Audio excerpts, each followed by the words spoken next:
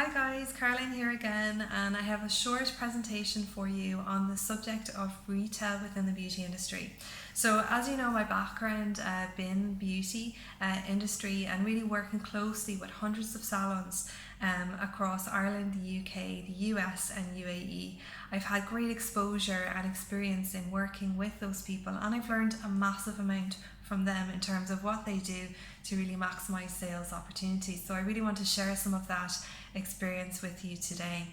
So just in terms of the scale and the opportunity that we have when it comes to retail, you're looking at about 29 billion annually, and that is just within Europe spent on cosmetics. So it is a huge opportunity, but if we were to take a closer look at that and really filter it down into where that money is actually going when it comes to cosmetic sales, you would probably find that the biggest chunk of that is actually department stores, pharmacies and supermarkets. So it's not necessarily coming from you guys, from you the experts in that field.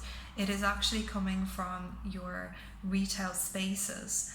I'm not sure why. Maybe anyone has any ideas as to why that might be the case. If you do, definitely feel free to share them with me. Okay, so the reason, as some of you maybe have said, in terms of why that is coming from that section, is really down to environment and experience. So, for example, if I walk into a department store like Arnott's or Debenhams, and I walk into the cosmetics hall, it's really about that experience. You know, I'm drinking in that experience, I'm looking around, everything looks so pretty, everything looks really organized, and there's always someone at hand to help me and advise me. Now, switch that and go into the salon space, whether that is a hair salon or a spa or a busy beauty salon, regardless. The environment is very different. And why is that? Exactly. It's because we are focusing in on the treatment side of it, which is our job. It's what we've been trained to do, to carry out treatments, and there's nothing wrong with that at all. It's what we're good at, and we need to use it to our advantage. We do need to start using our strengths a little bit more. And what is one of the biggest strengths that we have as industry experts? We are experts, exactly. Now, I know that we are very unlikely to use that term. I would refer to myself as an industry expert because of the weight of the experience that I have. I've done a lot of training, I've had a lot of exposure. I don't feel bad about calling myself an expert, and you shouldn't either. You've gone to college, you've trained, you are an expert in your field, you're an expert at those treatments. We are not very likely to think of ourselves that way, and maybe maybe it's an Irish thing as well. We're kind of a little bit don't like to pat ourselves on the back that much, don't like to talk ourselves up, but that will definitely need to change if you want to push and drive your businesses forward, and I can guarantee that.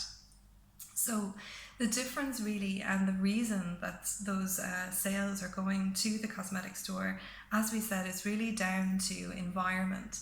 And it's creating that space for people to feel comfortable in shopping. So if I walk into your salon, for example, I may see a cabinet which has locked away some of the products, but I can't touch them, I can't feel them, I don't feel invited to do so. And they may be stored behind, for example, the reception desk. So it's creating that barrier for the customer to actually pick the products up and really get familiar with them. And most of the time when people pick a product up or they try a product on their hand, or they smell and really experience that product, they're much more likely to purchase that product, probably over 70% more likely to purchase that product. So really creating a retail space in your salon where people are able to try and test the product. And most of the time people are waiting in a reception area.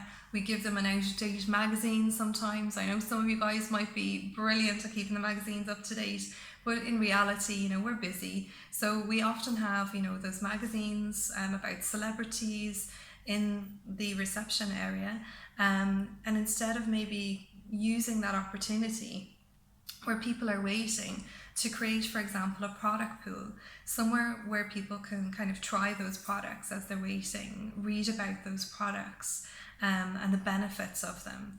And they might think, yeah, do you know that product? That's the product for me. Or maybe when I get to the chair or I get to the bed, I'm going to ask the therapist about that particular product. And maybe that will help in transitioning into a sale for you in the business. And that is much more valuable of an impact and a much more exciting client experience as well. I know personally, if I was waiting, I would love to pick up some product and try and test them, and I would much prefer that to sit and kind of reading a magazine, which is the traditional thing to do in that space. So the environment is really important, but equally, as we said in the department stores, there are people at hand that are sales assistants, which is their role. In the salon, we have our therapists that are busy going between the telephone, getting customers checked in, going to their treatments. We're much more distracted, and we are much more service focused as opposed to retail focus. And maybe that's something that we really need to home in on. So maybe, for example, there's opportunity there to have someone on the reception desk that is focused just on answering the phone, and when they're not doing that, really kind of encouraging that experience for the customer. Have you tried this new product? Would you like to give this a go? Have you heard this? Did you know this celebrity has been using this product? Did you read about this review of this new product in a magazine? Just really engaging with the customers and educating them and pointing them in the right direction subtly without any hard sales. And then maybe when they get to the treatment space with their therapist, the therapist can continue that discussion and really bring it to closing the sale a little bit more smoothly.